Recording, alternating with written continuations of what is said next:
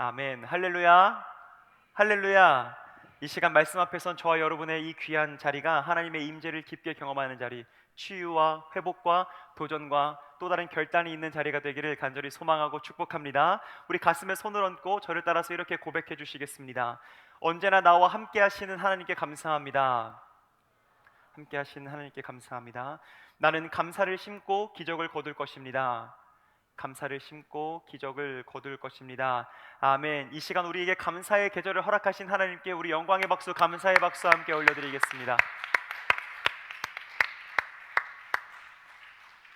우리 교회는 11월을 감사의 달로 보내고 있습니다. 그리고 다음 주에는 우리 추수감사 주일을 함께 맞이하게 됩니다. 한 해를 은혜 가운데 이끌어 주신 하나님께 우리는 감사할 것이고요. 그리고 앞으로도 가장 선한 방법으로, 그리고 가장 옳은 방법으로 완전하고 완벽한 시간과 계획 가운데 우리의 삶을 인도하신 하나님께 미리 감사드리는 선취의 감사를 우리는 드리게 될 것입니다. 사랑하는 우리 사부 예배자 성도 여러분, 우리 청년 여러분, 감사는 우리가 닮아야 하는 하나님의 성품 중에서 가장 기본적인 성품입니다. 감사하는 자에게 더 큰 감사의 제목을 허락하시는 분이 우리의 하나님이신 줄 믿습니다. 그래서 우리는 추수감사 주일 한 주 전인 오늘 감사에 대한 묵상을 미리 한 주 앞당겨서 하게 될 것입니다. 이번 한 주 동안 제가 여러분들께 도전을 드립니다. 우리의 인생의 땅에 감사를 심는 한 주가 되기를 간절히 축복합니다. 그리고 다음 주일 추수감사 주일에는 말 그대로 더 큰 감사할 삶의 이유들을 추수하는 그 귀한 기쁨의 주일이 되기를 간절히 축복합니다. 돌아오는 한 주 여러분들에게 미션, 숙제를 드리는 거예요. 감사할 일들을 기록하십시오. 그리고 기억하려고 나름대로 애써 보는 겁니다. 그리고 다음 주일 추수감사 주일이 됐을 때 지난 한 주를 감사 가운데 인도하신 주님이 동일하게 우리의 영원한 삶을 인도해 주신다는 그 확신 가운데 그 기쁨의 감사의 확신의 추수를 하게 되기를 간절히 축복합니다. 성경적으로 감사를 가장 잘 드러내는 말씀은 뭐니 뭐니 해도 데살로니가전서 5장의 말씀입니다. 항상 기뻐하라, 쉬지 말고. 선생님들 우리 아이들한테는 요절 외우라고 하시잖아요. 항상, 이게 약간 매기는 소리 받는 소리가 있거든요, 여러분. 항상 쉬지 말고 범사에, 맞습니다, 여러분. 범사에 감사하는 겁니다. 모든 일에 감사하는 것이 하나님의 성품을 닮아가기로 노력하는 우리들의 모습이 되어야 한다라는 것입니다. 우리가 감사해야 하는 것은요, 여러분, 모든 일에 감사하는 것입니다. 여러분, 아무리 많은 것을 가져도, 아무리 훌륭한 재능을 가졌어도, 아무리 높은 권력의 자리, 지위의 자리에 올랐다 할지라도, 그리고 우리가 정말 많이 배운다 할지라도 감사한 마음을 잃어버리면 그의 삶은 행복할 수가 없는 거예요. 항상 더 가져야 한다는 불안함이 사람의 마음 가운데 있습니다. 사단은 우리의 이 틈을 계속해서 공격해 들어오는 것이 사단의 사명이거든요. 그리고 높은 자리에서 감사함이 없다면 더 높아져야 한다는 그 조급함 때문에 잠을 이루지 못할 것입니다. 그리고 내가 인정받는 자리에서 박수에 갈급해하는 사람들은 남들이 알아주지 않는 그 마음 때문에 억울하고 분해서 잠을 자기가 어려울 것입니다. 나보다 더 나은 사람들은 항상 있기 마련이거든요. 그래서 우리는 연약한 심령 가운데 살아가는 우리들은 나보다 더 나은 사람들에게 집중할 수밖에 없는 구조의 사람들이기 때문에 감사가 없으면 행복할 수가 없다라는 것입니다. 그러나 반대로 말하면 작은 것이라도 하나님께서 이 모든 것을 나에게 가장 알맞게 나의 모든 환경을 허락해 주셨다 라는 것을 하나님께서 나에게 주신 것으로 믿고 감사하는 사람은 행복합니다. 행복은, 여러분, 오늘 말씀을 통해 쭉 나누겠지만 행복이라는 것은 감사의 마음에서 시작되는 겁니다. 5년 전에 연세대학교 의대 연구팀이 한 사람이 감사했을 때 그의 뇌에 어떤 영향이 있는가에 대해서 실험을 했습니다. 그 피실험자가 있었는데요, 피실험자가 감사에 대한, 그 감사하는 일에 대한 그 이미지를 떠올리는 겁니다. 연구팀이 그렇게 유도를 하는 거죠. 어머니의 그 손길들, 그리고 감사했던 일들, 감사한 상황들, 감사했던 내가 감사하는 그 사람들을 생각나게 하는 겁니다. 그리고 반대로 원망해야 하는 그 상황을 떠올리게 합니다. 그때 심박수와 뇌의 변화를 연구팀에서 측정을 한 거죠. 그 피실험자가 감사한 일에 대한 그 이미지를 떠올렸을 때에는 심박수의 평균이 안정적으로 유지가 되었다. 그 반면에 원망에 대한 이미지를 떠올렸을 때는 심박수가 가빠지고 빨라지기 시작했다는 거죠. 그리고 자연스럽게 나도 모르게 얼굴 근육의 움직임도 원망하는 그 이미지를 떠올렸을 때는 아주 미세하게 그 근육들이 찡그리는 얼굴로 변화가 되었다는 그 결과를 얻어내게 되는 것입니다. 이게 심박수가 달라지고 얼굴에 미세한 근육이 변화가 생기는 것은 뇌가 변하기 때문이라고 이야기를 하더라고요. 뇌의 여러 부위에 걸쳐 있는 보상회로라는 곳이 있다고 합니다. 그 이 보상회로라는 것이 즐거움을 관장하는 곳이래요. 이과 여러분들은 따지려고 하지 마시고 그냥 들으시면 됩니다. 아시겠죠? 그러니까 그 본능을 살짝 내려놓으시고 그냥 들으시면 돼요.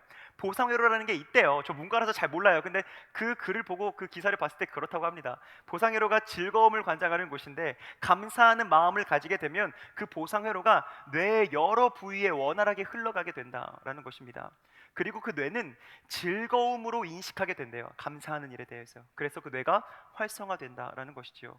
그리고 이 보상회로가 활성화가 되면 몸의 회복력에도 아주 큰 도움이 있다라고 하게 되는 겁니다. 감사의 실험에 대한 이 결과를 우리가 보면요, 놀랍기도 합니다. 이런 일이 있을 수도 있구나라는 생각을 하기도 하지만 한편으로는 당연하겠다, 그게 당연한 거지라는 생각을 또 하게 되는 것이죠. 왜냐하면 하나님께서는 우리 인체와 그리고 모든 관계와 이 세상 만물 곳곳에 하나님의 섭리에 대한 힌트를 주셨거든요. 하나님께서 우리 인체에도 그 힌트를 주신 거예요. 감사는 하나님의 형상을 닮은 사람에게 반드시 필요하다라는 그 힌트를 우리에게 주신 것입니다. 하나님의 기본적인 성품인 이 감사함은 그렇기 때문에 우리의 육체에도 그리고 우리의 영혼에도 선하게 작동된다라는 것입니다. 그래서 감사라는 것은요, 여러분, 그저 우리가 신앙생활 하면서 크리스천으로서 우리가 어떻게 행해야 하는, 지켜야 할 어떤 덕목, 이런 것들에 지나지 않는 것이 아닙니다. 뭐냐 하면 우리의 몸과 우리의 영혼에 반드시 필요한 것이죠. 반드시 필요한 하나님의 그 성품, 우리가 닮아야 하는 하나님의 성품임을 깨닫게 되는 것입니다. 특히 오늘 우리가 함께 읽은 이 말씀에서 감사라고 하는 것은요, 해도 되고 안 해도 되는 것이 아니래요. 감사라는 것은 우리의 구원과도 연결되어 있음을 오늘 말씀이 우리에게 알려주시는 것이죠. 여러분, 성경에서 시편을 쭉 읽다 보면 지금 새벽 시간에도 계속해서 시편의 말씀을 묵상하고 있는데, 시편은 신앙인이 하나님을 바라보고 그 하나님을 어떻게 대해야 하나 하는 그 기본적인 태도를 우리에게 잘 가르쳐 주시는 것이 시편의 말씀입니다. 시편에는 그 중에서 여러 가지 갈래의 시들이 있는데 그 중에서 하나님을 찬양하는 찬양시가 많이 있습니다. 그 찬양시와 짝을 지어서 나오는 시가 바로 감사시입니다. 오늘 본문 함께 읽은 본문의 말씀도 감사시 중에 하나인데 23절의 말씀을 보니까 감사로 제사를 드리는 자가 나를 영화롭게 한다라고 말하고 있습니다. 감사로 제사를 드리는 자, 그리고 나를 영화롭게 하는 자, 그 행위를 옳게 하는 자에게 하나님께서 구원을 보여주신다, 약속하시는 거거든요. 여러분, 이 세 가지의 덕목, 감사로 제사를 드리는 자, 나를 영화롭게 하나님을 영광되게 하는 자, 그리고 그 행위가 옳은 자, 옳은 행위를 하면서 살아가는 자에게 구원을 보여주신다. 여러분, 이건요, 이 세 가지가 따로 있는 게 아니더라고요. 하나로 연결되어 있는 것입니다. 감사로 예배를 드리는 사람이 하나님을 영화롭게 할 뿐만이 아니라 감사로 예배를 드리는 사람은 나도 모르게 옳은 길로 행하게 된다, 나의 삶의 방향이. 그리고 그 사람이 구원을 받는다. 이 모든 것들이 하나로 이루어져 있음을 우리에게 알려주시는 것이죠. 오늘 우리가 추수감사주의를 함께 준비하면서 특별히 감사를 생각하게 되는데, 여러분들의 감사가 여러분들의 구원의 문제까지 연결되어 있다라는 사실을 우리가 조금 진지하게 받아들이면 좋을 것 같습니다. 여러분, 제가 질문 드립니다. 여러분들은 언제 감사하다고 표현을 합니까? 누군가에게 감사합니다라고 표현했을 때 그 마음은 어떻습니까? 그냥 습관적으로 나오는 말입니까? 비즈니스적으로 나오는 말인가요? 이런 마음이 있을 때 우리는 감사합니다라고 할 것 같아요. 어떤 마음이냐면 당신이 나에게 하는 일이 참 좋습니다 라는 그 마음이 있을 때 우리는 감사합니다라고 보통 표현하는 것 같아요. 그렇죠? 감사합니다 이런 거 말고요, 진심으로 감사합니다. 무슨 말씀인지 알겠죠? 이거 가지고 또 따지시면 또 곤란하고요. 감사합니다 했을 때는 당신이 나에게 하는 일이 참 좋습니다 라는 마음으로 감사합니다 표현을 하죠, 보통. 그러니까 하나님께 감사합니다, 하나님께 드리는 감사에 담긴 우리의 마음이 무엇이냐? 하나님께서 나에게 행하신 일이 너무나 좋습니다 라는 그 고백이 담긴 그 말이, 그 고백이 감사합니다, 하나님 감사합니다 라는 그 고백이 된다는 거죠. 여러분, 우리 크리스천들에게 있어서 가장 큰 특권 중에 하나는 세상을 창조하신 하나님, 그리고 세상을 지금도 움직이시는 하나님, 그 하나님을 우리가 아버지라고 이야기할 수 있는 게 특권입니다. 그리고 그 주님과 대화할 수 있는 게 우리에게 엄청난 큰 특권이라는 것이죠. 영국의 유명한 신학자인 제임스 패커라는 분은 기도란 의무를 지나서 기쁨에 이르는 길이다라는 이야기를 했습니다. 우리가 처음에 이 기독교를 나의 종교로 받아들였을 때, 영접했을 때 우리가 처음에 기도하는 것은요, 무언가 종교적 의무에서 시작하는 경우가 많이 있습니다. 내가 하나님 믿기로 했으니까 기도해야 되나? 이거 어떻게 해야 되지? 보통 사람들이 하나님 감사합니다로 시작하는데, 이런 식으로 이제 종교적 의무에서 기도를 시작합니다. 그러나 우리가 신앙생활을 하면 할수록, 그 이 신앙의 길을 점점 걸으면 걸을수록 하나님과 소통할 수 있는 게 기쁨이 되는 겁니다. 그러니까 지나가면서 나도 모르게 하나님께 말을 걸게 됩니다. 하나님, 지금 나와 함께 하시니 감사합니다. 하나님, 더웠는데 때마침 바람이 부네요. 주님 감사합니다. 하나님, 제가 아침에 출근길에 늦었는데 하나님 이 길을 모세의 홍해의 기적과 같이 뚫어 주시옵소서. 기도를 이제 하게 되는 거죠. 물론 그 하나님께서 다 주관하시는 겁니다만 우리의 특권이에요. 하나님께 어느 때나 기도할 수 있다는 것, 대화할 수 있다는 것은 우리에게 주어진 특권이라는 것입니다. 기도는 하나님과의 사귐이죠. 하나님이 우리에게 늘 선하게 말씀하십니다. 그리고 나는 그 하나님의 선하심에 반응하는 존재가 되었다라는 것의 증거가 기도라는 것입니다. 기도는 그래서 크게 두 가지로 나눌 수 있을 것 같아요. 하나님께 간구하는 것과 그리고 하나님과 교제하는 것, 기도, 이 두 가지의 갈래로 나눌 수 있을 것 같습니다. 물론 두 가지 다 너무나 귀한, 하나님께서 기뻐하시는 기도입니다. 그러나 오늘 우리가 조금 더 들여다보기 원하는 것은, 우리가 물론 주님께 간구할 수 있습니다. 하나님 이렇게 해주세요, 저렇게 해주세요. 하나님에 대한 기본적인 신뢰가 있기 때문에 우리가 하나님께 말씀드릴 수 있는 거 아닙니까? 간구할 수 있는 것 아닙니까? 하나님 기뻐하시죠. 그러나 입장 바꿔서 생각했을 때 하나님께서 조금 더 기뻐하시는 기도가 있다면, 하나님이 나에게 하신 그 선하신 일에 내가 반응하는 걸 하나님께서는 조금 더 기뻐하시지 않을까라는 생각을 하게 됩니다. 그러면 하나님께서 나에게 하시는 일이 무엇이냐, 좀 크게 생각했을 때 이런 것 같아요. 영원히 죽을 수밖에 없는 우리들, 여러분, 우리가 이렇게 정말 뭐 그럴듯하게 이 자리에 앉아서 우리가 함께 예배를 드리고 있지만, 저도 마찬가지고요, 우리가 삶의 자리에서 치열한 현장 가운데 나아가면 정말 이 하나님의 말씀대로 살아가지 못하게 하는 그 악한 세력들에 우리가 정말 많이 흔들리잖아요. 근데 그때마다 이러면 안 되지, 세상 사람들이 다 편법과 불법을 써도 나는 이러면 안 되지, 세상 사람들이 갈등하고 전쟁해도 나는 끝까지 하나님의 화평, 여호와 샬롬의 하나님을 바라보고 기도하고 그 화평을 추구해야지, 일치와 화해의 길로 내가 가야지, 이렇게 우리는 고백하는 겁니다. 이게 다 하나님께서 우리에게 주신 마음이고, 하나님께서 때마다 우리에게 주신 음성대로 우리가 반응하는 것이거든요. 여러분, 우리는 영원히 죽을 수밖에 없는 우리들입니다. 영원히 죄의 유혹에 빠질 수밖에 없는 우리들이에요. 그러나 예수 그리스도께서 이 땅 가운데 오셔서 십자가에 달려 돌아가심으로 말미암아 우리가 613가지의 율법을 어떻게 지키겠습니까? 지난주에도 함께 나누었죠. 그러나 그 613가지의 하나도 율법을 제대로 지키지 못하는 우리들이지만, 우리들을 불쌍히 여겨주셔서 구원받지 못할 우리들을 위해 예수 그리스도께서 오셨고, 우리는 그 예수 그리스도가 나를 위해 돌아가셨다, 내가 예수 그리스도를 믿으면 내가 하나님 나라의 백성으로 살아갈 수 있을 것이다, 나에게 부활이 있고 영생이 있을 것이다 라는 그 특권을 우리에게 허락하신 거예요. 그리고 날마다 죄의 미혹에 빠지지 않을 수 있도록 선한 길로 인도하시는 것이 하나님이 나에게 하시는 일이십니다. 여러분 믿으십니까? 여러분 믿으시나요? 그러니까 우리가 하나님이 하신 일에 대해서 감사한다라고 하는 것은, 우리가 삶을 살아가는 그 24시간 중에 1시간, 2시간, 3시간만 골라서 감사할 수 있는 건가요? 아니죠.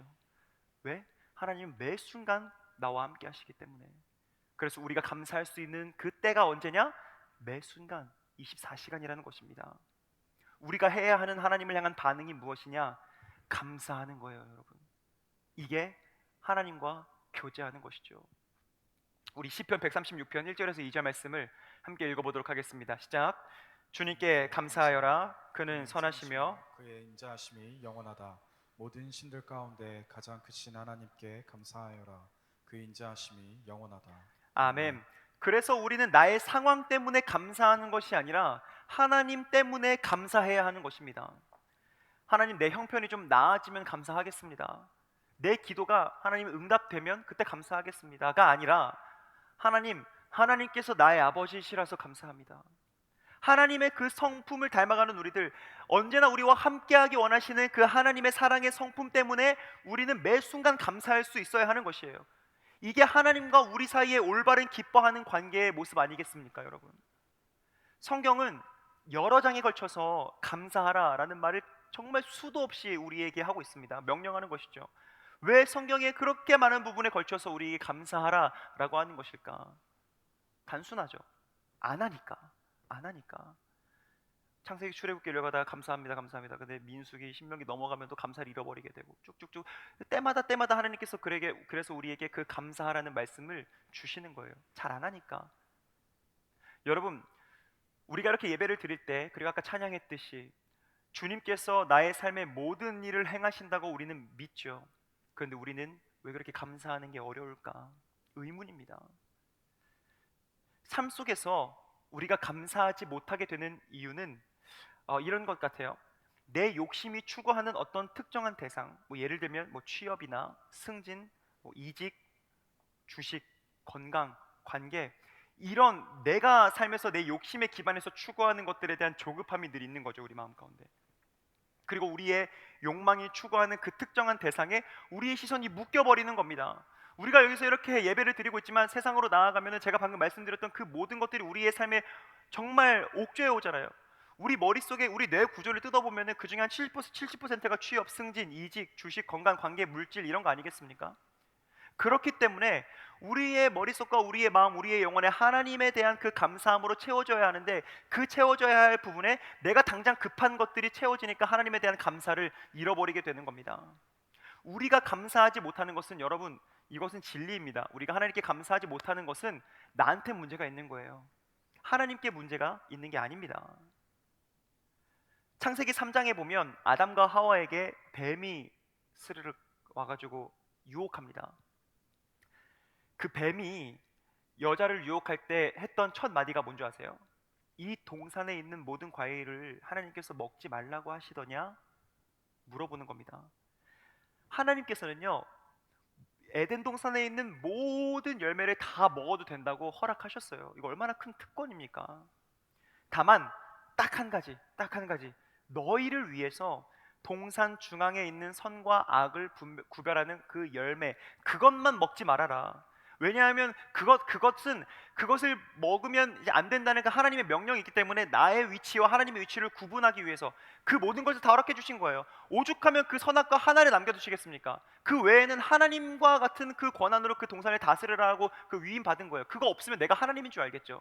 그래서 하나님께서 그 선악과를 명령하신 거거든요. 그거 하나만 먹지 마라. 다 먹어도 돼. 근데 여러분, 사단이 어떤 유혹을 하냐면요, 다 먹어도 되는 것에 감사할 수 있잖아요, 우리. 그쵸? 딱 하나만 먹지 말라고 하는데, 있는 것에 감사하는 것이 아니라 없는 하나 때문에 불평하게 하는 게 사단의 유혹입니다, 여러분. 오늘 우리가 살아가는 이 세상 가운데에서도 우리가 경계해야 되는 거예요. 영적으로 분별해야 되는 거예요. 다 누릴 수 있습니다. 모든 것이 은혜입니다. 모든 것이 감사할 제목들이에요. 그런데 나에게 없는 단 하나에 집중하게 하는 것이 사단의 유혹입니다, 여러분. 분별할 수 있어야 돼요. 그런데 하필 그게 내가 평소에 추구하던 거더라고요. 내 욕심을 사단이 기가 막히게 건드리는 거죠. 나의 욕망을. 내 욕망이 추구하는 대상에 대해서 관심과 집착하도록 사단은 다가와서 아담과 하와를, 그리고 우리를 추궁하게 되는 겁니다. 그리고 우리를 정말 타락의 길로 인도하는 거예요. 여러분, 뱀이 등장하기 전까지는 아담과 하와의 이 그 에덴 동산 라이프에서 선악과에 대해서는 생각도 안 했습니다. 왜 이쪽으로 돌리면 사과가 있고 이쪽으로 돌리면 배가 있고 수박이 있고 다 먹을 수 있는데, 그 선악과 하나가 뭐라고 평소에는 생각도 안 했을 거예요, 아담과 하와 입장에서. 그런데 뱀에게 그 이야기를 들으니까 그 선악과가 그때 보이기 시작하는 겁니다. 호기심, 죄에 대한 호기심. 여러분, 우리가 세상을 살아갈 때 어떻게 우리가 세상 모든 것을 다 누리고 살아갈 수 있겠습니까? 누군가에겐 있는 것이 있고 누군가에게 있는 게 나에게 없을 때도 분명히 있지요. 그런데 여러분, 나에게 허락된 것을 생각해 보십시오. 그게 적습니까? 우리의 인생 속에는 무언가 저마다 없는 게 하나씩은 꼭 있어요. 그런데 그 없는 게 평소에는 잘 그 필요성을 느끼지 못하다가 어느 순간 사단이 터치하기 시작합니다. 너 그거 없지? 평소에 갖고 싶었잖아. 너의 인생에 좀 불평과 불만을 가져봐. 그렇게 우리를 유혹하는 겁니다. 여러분, 그런데 그 없는 것이 사실은 하나님과 나를 깊이 있게 연결해 주는 끈이거든요. 선악과라는 것이 사실은 유명한 영성신학가 마르바 던이라고 하는 사람은 선악과를 인류 최초의 예배의 장소라고 이야기했습니다. 왜? 선악과 앞에 섰을 때 나의 부족함을 알게 되는 것이고 하나님의 위대하심을 알게 돼서 그 앞에서 나의 위치와 하나님의 위치를 인식할 수 있기 때문에 선악과는 사실 예배의 장소가 될 수 있었어요. 그리고 우리에게 있는 단 한 가지 나에게 없는 것, 나의 결핍, 이것은 하나님의 위대하심과 나의 부족함을 바라보고 하나님께 하나님의 위대하심을 높이 찬양할 수 있는, 그리고 그 없는 것을 다른 은혜로 채워주시는 그 하나님을 체험할 수 있는 것이에요. 그런데 사단은 그걸 역이용한다는 것이죠. 여러분, 저를 따라해 주시겠습니까? 나의 결핍은, 다시 한번요, 나의 결핍은 하나님과 나를 연결하는 끈이 되어야 한다. 여러분, 그래서 선악과가 있었던 거고, 그래서 우리가 가지지 못하는 그 결핍의 거리가 하나 있는 거예요. 그걸 붙잡고 기도하라고. 그것조차 덮으시는 하나님의 은혜를 체험하라고. 하나님의 위대하심을 바라보라고, 경험하라고. 그런데 주신 모든 것에 대해서는 감사하지 않고 없는 것에 대해서 불평하고 없는 것을 바라보면서 없는 것에 집중하고 없는 것에 집착한다면, 여러분, 우리의 삶에서 정말 봐야 할 것을 보지 못하는 실수를 저지를 수밖에 없어요. 우리의 연약한 삶은. 그리고 죄에 대한 호기심에 우리는 먹혀버리게 됩니다. 그리고 나에게 이미 임하신 하나님의 그 구원을 보지 못하게 하는 실수를 우리는 저지를 수 있는 거예요. 아담과 하와가 그랬듯이 말이죠. 여러분들은 어디에 집중하고 있습니까? 여러분은 그 없는 그 결핍에 집중하고 있습니까? 아니면 하나님께서 나에게 허락하신 그 많은 것들에 감사하며 집중하고 있습니까? 여러분, 우리가 우리의 삶에 주어졌던 지극히 당연한 사실에 대해서 다시 한번 묵상해 볼 필요가 있는 겁니다. 이번 한 주 그렇게 한번 해보자고요. 감사의 씨앗을 우리의 인생의 토양에 심어 보자는 겁니다. 어떤 열매들이 맺히기 시작하는지 보자는 거예요. 우리의 삶 자체가 얼마나 크신 하나님의 은혜 위에 세워져 있는지를 바라볼 줄 알게 되는 이번 한 주가 되기를 간절히 소망하고 축복합니다. 여러분, 우리의 이 연약한 심령을 잘 들여다봐야 돼요. 우리의 이 악한 본성을 잘 들여다봐야 돼요. 우리 모두는 늘 하나님께 나에게 가장 좋은 최적의 환경을 요구합니다.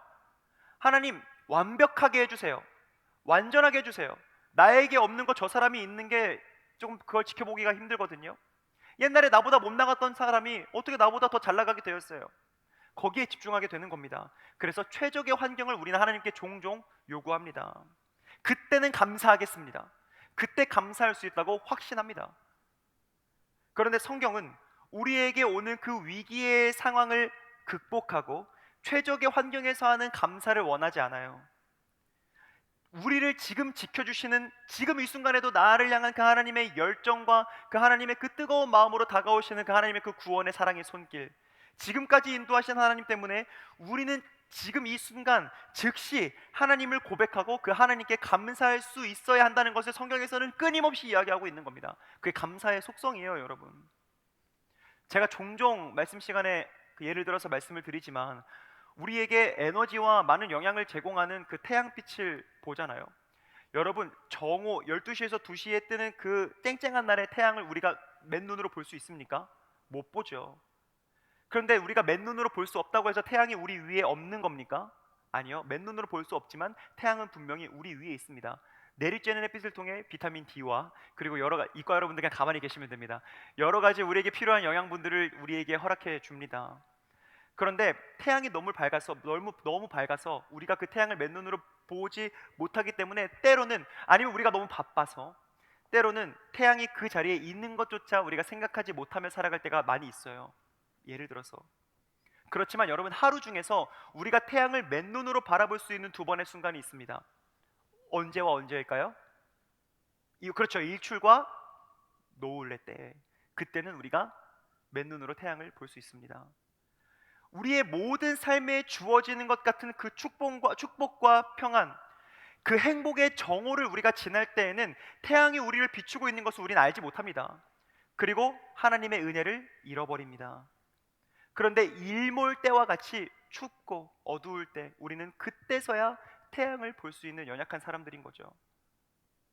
그리고 그때라도 보는 그 일몰에 보는 그 태양은 내일 우리의 삶을 환하게 비춰줄 거라는 다시 한번 우리에게 희망을 갖게 하는 힘이 있거든요. 감사에 대한 소망을 갖게 합니다. 어려울 때 하나님께 드리는 그 감사는요. 여러분, 감사와 태양은 비슷한 것 같아요. 하나님의 은혜의 태양은 항상 우리를 비추고 있습니다. 그런데 빛이 흐려지고 나서야, 그때서야 태양을 보고 늦은 내일에 대한 소망을 우리가 품기 전에 나의 삶에 이미 충만하신 하나님의 은혜를 매 순간 감사함으로 누릴 수 있어야 한다. 그것이 오늘 성경의 본문 저자가 우리에게 주는 메시지인 것입니다. 바라기는 우리가 늘 감사할 수 있게 되기를 간절히 소망하고 축복합니다. 우리가 삶에서 누리는 은혜와 감사가 있습니다. 두 가지 키워드를 기억해 주세요. 은혜와 감사. 여러분, 이 은혜와 감사에는 우선순위가 있다는 거 알고 계십니까? 우리들이 하나님의 함께하심 그 자체에 감사를 드리며 기도합니다. 그리고 하나님께 간구합니다. 소원을 이야기하죠. 그럼 우리의 우선순위가 지금까지는 어떻게 되어 있었냐? 우리의 그 간구하는 기도의 제목들, 우리의 소원이 이루어진 이후에만 우리는 감사를 드렸습니다. 이게 보통 우리 인간의 프로세스죠. 근데 그럴 때만 하나님께 감사한다면 그건 하나님의 마음이 참 아프시겠다라는 생각을 하게 되는 겁니다. 늘 감사하면 얼마나 좋겠습니까? 예를 들어서 오병이어의 기적을 봅니다. 5천 명이 굶주려 있어요. 근데 한 아이가 자기가 가지고 있던 물고기 2마리와 보리떡 5개를 예수님께 가지고 나옵니다. 얼마나 귀한 거겠어요. 다 굶주려 있는데. 근데 예수님께서 기적을 베풀어 주셔서 그 음식으로 5천 명이 먹고 몇 바구니가 남았어요? 선생님들 몇 바구니가 남았어요? 진짜 모르시나? 전도사님들 몇 광주리가 남았어요? 12광주리가 남았어요. 여러분 12광주 적어 놓으세요. 12광주리가 남았다. 오병이어의 기적에서 물고기 2마리와 보리떡 5개로 5천 명을 먹이시고 12광주리가 남았습니다, 여러분. 근데 우리가 일반적으로 우리가 그 베푸신 은혜에 대한 감사를 우리가 이야기할 때에는 우리가 생각하는 순서는 이래요. 하나님, 이 적은 음식으로 우리 5천 명이 배부르게 해주세요. 그리고 그 기적을 우리가 맛보고 나서 하나님 먹여주셔서 감사합니다. 이게 우리의 신앙의 순서죠. 근데 예수님의 순서를 볼까요? 우리 마태복음 말씀을 화면을 통해 함께 읽겠습니다. 마태복음의 말씀입니다. 함께 읽겠습니다. 시작. 우리가 지금 가진 것이라고는 빵 5개와 물고기 2마리뿐입니다. 그것을 이리 가져오너라. 그리고서 예수님은 군중들을 풀밭에 앉히시고 하늘을 우러러 감사기도를 드리신 다음 떼어서 제자들에게 주셨다. 그래서 제자들은 그것을 군중들에게 나누어 주었다. 그들은 모두 실컷 먹고 남은 조각을 12광줄이나 거뒀으며 먹은 사람은 여자와 아이들 외에 남자만 약 5천 명이었다. 아멘. 여러분 보세요. 말씀을 보세요. 기적이 먼저입니까? 감사가 먼저입니까? 감사가 먼저예요. 예수님은 감사가 먼저였어요. 감사가 먼저고 그때 하나님이 축복하셔서 기적을 보여주신 게 예수님의 기도의 방법입니다. 여러분, 미래에 대한 감사가 현재 우리의 삶에 기적을 가지고 옵니다. 감사에는 미래의 은혜에 대한 선취의 능력이 있는 것입니다. 이게 감사의 힘이에요. 우리의 신앙이 과연 축복받은 신앙인지 아니면 맹목적인 복만을 구하는 기복인지 이건 점검할 수 있어야 되는 거죠. 축복과 기복의 차이는, 기복은 보통 우리가 하나님 앞에 어떤 존재인지 나와 하나님과의 평소의 그 관계를 생각하지도 않고 그냥 복을 비는 거예요. 하나님, 평소에는 제가 뭐 세상에서 뭐 잘 하나님 생각 안 하고 살았는데 이것 좀 들어주세요. 좀 이게 제가 필요하거든요. 이게 기복이고요.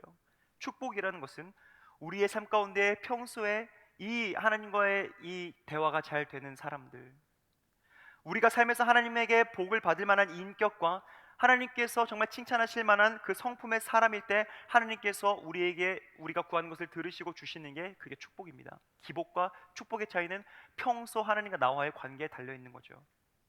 하나님께서 나의 삶에 감사한 일을 이미 예비해 두셨습니다. 여러분 그것을 믿으시길 바랍니다.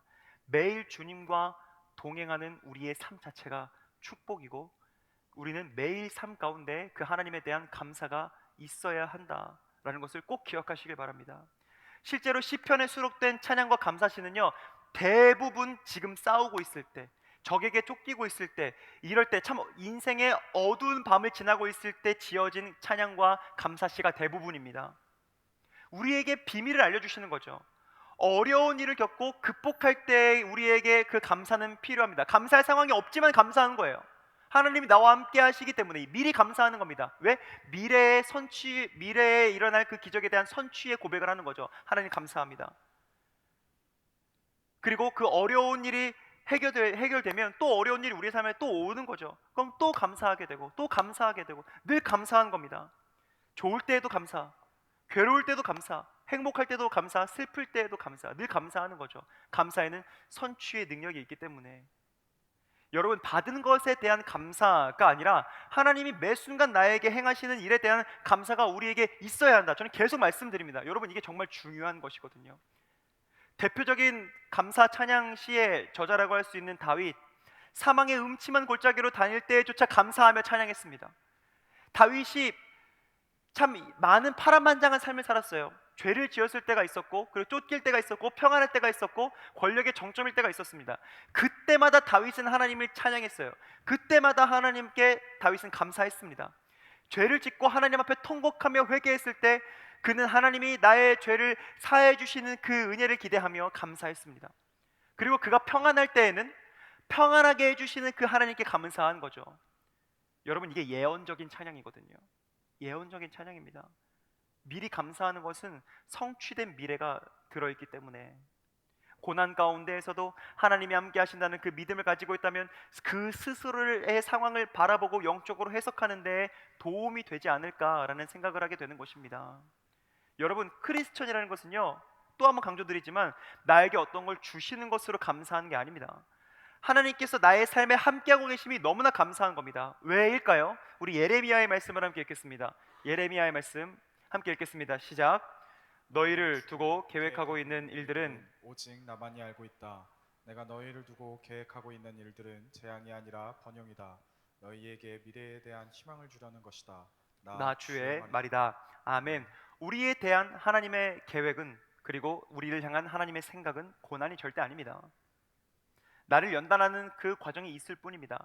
하지만 나를 연단하는 그 연단의 과정 끝에 우리에게는 영혼의 번영이 있을 것이고요, 나의 모습을 온전케 하시려는 하나님의 빅픽처가 있는 것이죠. 여러분, 우리가 입술로 부정적인 말로 나의 미래를 예언하지 마십시오. 망했어, 내 인생 글렀어, 다음 생에 보자, 헬 조선, 뭐 이런 이야기들 있잖아요. 여러분, 왜 우리가 하나님께서 나의 삶의 번영과 나의 삶의 구원을 계획하시고 부활과 영생을 계획하시고 세상 누구보다 이루어지기 원하는 그 행복을 하나님께서 계획하셨는데, 내가 어떻게 나의 부정적인 말로 나의 미래에 이 결론을 내는 것입니까? 나의 인생의 결론을 왜 내가 내요, 여러분? 죄입니다, 죄. 그거 교만이에요. 세상을 지으신 하나님, 우주를 창조하신 하나님이 나의 번영과 나의 행복을 계획하셨는데 왜 그걸 싸그리 무시하고 왜 부정적인 말로 나의 삶의 결론을 내냐는 겁니다, 여러분. 그런 죄를 짓지 않기를 간절히 축복합니다. 우리가 하나님께 감사할 만한 무언가, 내가 기대했던 것, 내 짧은 생각과 내 짧은 시야 가운데 살아가는 이 세상 가운데 잘못된 가치관이 나에게 심겨졌을 수도 있는데, 내가 기대하는 그 무언가가 이루어졌을 때에만 감사하면, 반대로 말하면요, 그렇게 감사의 고백을 하지 못할 때에는 어떤 그 기본 존재가 있냐면, 하나님이 동행하시는데 그 동행하심에 감사하지 않을 때도 있다라는 것입니다. 여러분, 하나님이 매 순간 동행하신다면서요. 근데 우리가 매 순간 감사할 수 없다면 하나님의 동행하심 자체가 감사일 수 없다라고 반대로 우리는 고백하게 되는 거죠. 이거 얼마나 무서운 말씀입니까, 여러분? 고난을 하나님께서는 나의 구원의 재료로 쓰시는 겁니다. 어떠한 결핍을 하나님께서는 나의 그 기도의 제목으로 삼으시는 거예요. 하나님의 마음을 좀 생각하면서 나에게 조금 더 기도해라, 우리 좀 더 친밀해지자, 내가 너에게 이 방향이 아니라 다른 방향의 완전한 길을 계획했는데 왜 자꾸 세상의 가치에 따라서 그 길을 벗어나느냐, 하나님을 찾는 그 마음을 하나님께서는 기다리고 계시는 겁니다. 우리에게 필요한 것은 지금 감사하는 일입니다. 가슴에 손을 얹고 저를 따라서 고백해 주세요. 나에게 필요한 것은 지금 감사하는 일이다. 지금 감사하는 일입니다, 여러분. 또 어려운 일이 생길 수 있어요. 이번 한 주를 살아가면서 우리가 미션을 함께 가졌지 않습니까? 감사의 씨앗을 나의 인생의 토양에 뿌려보자. 그런데 어려운 일이 생길 거예요. 또 생길 거예요. 감사하려고 하면 사단은 또 기가 막히게 그 타이밍을 노리고 감사하지 못할 이유들을 나의 삶에 또 줄 거예요. 하지만 감사해 보는 겁니다, 여러분. 감사하십시오. 선포하십시오. 우리의 삶에서 작은 일일지 모르지만 감사하십시오. 그리고 하나님께 감사하면서 미래를 기대하는 그 비전을 적어 보십시오, 여러분. 그게 하나님이 기뻐하시는 일이지 않겠습니까? 나에게는 비록 지금 보리떡 5개와 물고기 2마리밖에 없지만, 다른 사람들보다 내가 가진 것이 적지만, 지금 내 눈앞에는 굶주린 5,000명이라는 막막한 상황이 나의 삶을 옥죄어 오고 있지만, 도저히 나의 생각으로는, 세상의 계산으로는 이 어려움을 타개할 방법이 하나도 떠오르지 않지만, 내가 위대하신 능력의 아버지 하나님 앞에 감사하는 삶을 살아가는 그 믿음을 소유한 사람이라면, 내가 가진 아주 작은 것을 가지고 그 막막한 상황을 이기는 선포를 드릴 때 하나님께서는 그 길을 형통하게 하신다는 것입니다. 감사는 상황을 뚫어내는 형통을 일으킵니다. 그리고 그 삶의 감격이 연속해서 되풀이되게 만들어 주십니다. 여러분, 예배 드릴 때만 감사하는 게 아니라 우리의 삶이 예배라면서요. 우리의 삶이 예배라면서요. 그럼 우리의 삶 가운데 지금 예배 드릴 때 드리는 감사함이 계속해서 이어져야 하는 것 아니겠습니까? 우리의 기도의 제목이 되어야 합니다. 감사의 고백이 내 삶 가운데 끊이지 않도록 주님 함께하여 주시옵소서. 감사로 드리는 제사가 하나님을 영화롭게 하고 하나님의 구원을 보게 한다. 오늘 말씀이지 않습니까? 로마서 12장에 우리의 몸이 거룩한 산 제물이라면서요. 우리의 삶이 제사라면서요. 감사로 제사를 드리는 이에게 하나님께서는 구원을 허락하시는 것입니다. 지금 나에게 있는 것이 무엇이냐가 중요한 게 아니다. 나에게 있는 것을 하나님께서 어떻게 쓰실 것인가, 여기에 집중하는 것이 중요한 겁니다. 그때 우리는 감사할 수 있는 거죠. 감사는요, 한자로 느낄 감, 살해할 사자라고 합니다. 중요한 것은 느끼고 살해하는 게 감사예요. 예수님은 느끼는 것만 원하지 않으세요. 감만 원하는 것이 아니에요. 감사를 원하는 것입니다.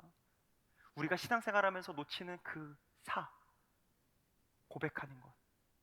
지금 우리가 이렇게 예배를 드리는 건 하나님께 감사하는 마음, 우리가 평소에 감을 가지고 살아가지만 사할 데가 없어요. 이 시간을 통해 감사의 결단을 해보자는 겁니다. 구약의 예배에는 지금 우리가 드리는 이 찬양단과 성가대 그리고 기도자의 기도, 설교자의 설교와는 좀 달랐습니다. 구약의 예배에는 짐승 제물을 바치는 형태로 예배를 드렸습니다. 그런데 오늘 우리가 함께 읽은 시편 50편의 그 윗절들을 쭉 보니까 하나님은 그 제사를 기뻐하지 않으신대요. 무슨 말일까? 우리 조금 길지만 우리 마지막으로 8절에서 14절의 말씀을 화면을 통해 함께 봉독하겠습니다. 생각하면서 같이 읽어볼게요. 시작. 너희는 한 번도 거르지 않고 나에게 늘 번제를 바쳤다. 너희 집에 있는 숫소나 너희 가축 우리에 있는 숫 염소가 내게는 필요 없다. 숲속의 뭇 짐승이 다 나의 것이요 수많은 산 짐승이 모두 나의 것이 아니더냐. 산에 있는 저 모든 새도 내가 다 알고 있고 들에서 움직이는 저 모든 생물도 다 내 품 안에 있다. 내가 배고프다고 한들 너희에게 달라고 하겠느냐. 온 누리와 거기 가득한 것이 모두 나의 것이 아니더냐. 감사 제사를 하나님께 드리며 너희의 서원한 것을 가장 높으신 분에게 갚아라. 아멘. 감사가 빠진 제사를 하나님께서는 원하지 않으신다는 거예요. 감사가 빠진 제물을 하나님께서는 원하지 않으신다는 거예요. 이미 세상 만물이 다 하나님의 것인데 우리가 가축을 잡아서 불에 태워서 하나님께 드린다고 한들 하나님이 그것 자체만으로 기뻐하시겠느냐 하는 것입니다. 그러나 하나님께서 기뻐하시는 제사가 있는데 감사로 드리는 제사는 하나님이 기뻐하신다라는 것을 이야기하는 것입니다. 우리가 하나님께 감사의 표현을 하는 것이 마땅하기에 우리는 감사 제사를 드리는 겁니다. 우리가 이렇게 앉아 있는 것 자체를 하나님께서는 기뻐하시는 게 아니에요. 여러분, 예수님께서 예언하셨잖아요. 마지막 때에 무리들은 많이 있을 것이나 정말 참 믿음이 있는 자는 내가 볼 수 있을까? 예수님께서는 걱정하시는 거예요. 여러분, 이 마지막 때입니다. 지금도 이렇게 예배당에 나와서 예배를 드리는 사람들은요, 뭐 전국 곳곳에 전 세계에 많이 있어요. 그러나 정말 하나님 앞에 내 인생을 드리는 그 감사의 마음을 가지고 예배를 드리는 정말 그 믿음의 사람은 얼마나 있을까? 여러분, 그게 우리가 되어야 되지 않겠습니까? 여러분, 형식적인 예배, 습관적인 예배, 물론 그것도 중요합니다. 안 나오는 것보다 훨씬 나아요. 하지만 이 시간 우리가 조금 더 하나님께서 기뻐하시는 예배의 태도를 드려보자 하면은, 우리는 하나님께 감사하는 예배를 드릴 때 하나님께서는 그 하나님이 찾으시는 단 한 사람의 예배자가 우리가 될 수 있다라는 것을 말씀해 주시는 겁니다. 우리가 하나님께 감동을 드리는 예배가 바로 그겁니다. 내가 뭘 할 수 있어서 하나님께 감동을 드리는 게 아니에요. 하나님, 뭐 제가 노래 좀 잘하니까 찬양팀 한번 해볼게요. 제가 말 좀 잘하니까 뭐 교사로 한번 섬겨볼게요. 하나님, 기뻐하시죠. 이거 아닙니다, 여러분. 하나님은 나뿐만이 아니더라도 만물을 통해 영광을 받으시는 분이세요. 근데 특별히 우리를 선택해 주신 건 우리가 감사해야 되는 겁니다. 내가 뭘 할 수 있어서 하나님께 감동을 드리는 게 아닙니다. 하나님의 함께 하심의 그 감격이 나의 마음 가운데 너무나 가득하고 충만해서 그것이 주체가 안 돼서 하나님께 감사, 찬송, 영광 올려드리며 이 예배의 자리를 도저히 나오지 않고서는 견딜 수가 없는 그 예배의 마음을 하나님께서는 기다리시는 거고요. 우리가 그렇게 예배를 드릴 때 하나님께서 기뻐하시는 그 구원받은 자의 예배로 하나님께서 받으실 수 있다라는 것입니다. 하나님도 기뻐하시고 우리도 기뻐하는 예배, 기도, 찬양, 이 태도가 살아있는 신앙인의 태도입니다, 여러분. 이 감사와 감격으로 예배를 드리는, 그리고 이 감사의 마음을 잃지 않고 하루하루를 살아내는 저와 여러분이 되시기를 간절히 소망하고 축복합니다. 말씀을 마무리합니다. 여러분, 하나님은 감사 없이 형식적인 신앙생활 하는 것을 질책하십니다. 습관적인 신앙생활, 형식적인 신앙생활이 아니라 내가 하나님께 예배하는 것이 어떤 내가 하나님께 뭘 해드리는 그런 의미의 예배가 아니라 예배를 통해 오로지 나의 찬양으로, 나의 헌신으로, 나의 그 교사의 사명으로, 찬양팀, 성가대의 사명으로, 여러 가지 방송과 미디어와 여러 가지 임원과 팀장 여러 가지의 사역으로 내가 하나님 앞에 감사하는 마음으로 드리는 거예요. 드리는 겁니다. 내가 찬양의 은혜를 받았기 때문에, 내가 누군가의 가르침의 헌신을 통해 이렇게 성장할 수 있었기 때문에, 누군가의 봉사를 통해 내가 이렇게 좋은 곳에서 예배를 드릴 수 있기 때문에 내가 그 섬기는 손길이 되어야지. 그 순종하는 마음, 자발적인 마음을 하나님께서는 원하시는 거예요. 우리의 삶이 그 예배가 되어야죠. 늘 감사하는 삶. 그러니까 하나님을 잊지 않는 사람은 아무리 그의 삶이 고통 가운데 있어도, 결핍이 나에게 너무 크게 다가온다 할지라도, 사람에게 실망하거나 여러 가지 환경 때문에 실망하더라도, 내 삶이 불 가운데 지나는 것만큼 고통스럽다 할지라도, 그럼에도 불구하고 이것조차 하나님의 크신 계획 안에 있다. 이때조차 감사해야겠다. 그 하나님께 감사의 고백을 드릴 수 있는 그 사람은 하나님을 잊지 않는 사람인 겁니다. 왜? 우리를 향한 하나님의 계획이 분명 선하게 있다는 것을 알고 있기 때문에. 설사 죽음이 나에게 큰 어려움의 위기로 닥쳐온다 할지라도 하나님 나에게 부활과 영생을 허락해 주셨으니, 세상 사람들처럼 이 땅이 끝인 것처럼, 이 땅 위에서의 삶이 끝인 것처럼 조급하게 살아가는 것이 아니라 영원히 하나님과 함께할 그 하나님의 나라를 소망하고 준비하는 것이 죽음이라는 것을 우리는 알기 때문에, 죽음도 하나님을 향한 우리의 감사를 갈라놓을 수가 없는 겁니다. 오늘 본문에서 말하는 감사하는 마음으로 제물을 바친 사람이 나에게 영광을 돌리는 사람이다. 그에게 구원이 있다. 오늘 우리가 하나님께 감사하는 삶을 살아간다는 것은 우리에게 주신 구원에 대한 그 특권을 고백하는 거예요. 하나님 감사합니다. 하나님이 나에게 행하신 모든 일이 다 좋습니다. 내 삶이 전적으로 하나님께 있습니다. 이 고백이에요. 그때 하나님은 우리의 삶에 더 집중하시는 줄 믿습니다. 그리고 그 감사가 우리의 삶을 감사의 삶으로 이끌어가요. 더 큰 감사를 허락하신다는 거죠. 예수 그리스도의 오병이어의 기적과 같이 여러분, 결단하십시오. 나에게 주신 아주 작은 선물일지라도 그 선물을 찾아보는 겁니다. 그리고 감사하는 거예요. 여러분들이 그 어떤 선물을 바라볼 때 사실은 저는 그래요. 그 선물도 너무 좋지만 그 선물을 나에게 주는 그 사람의 마음이 전 더 중요하거든요. 하나님도 그러실 거예요.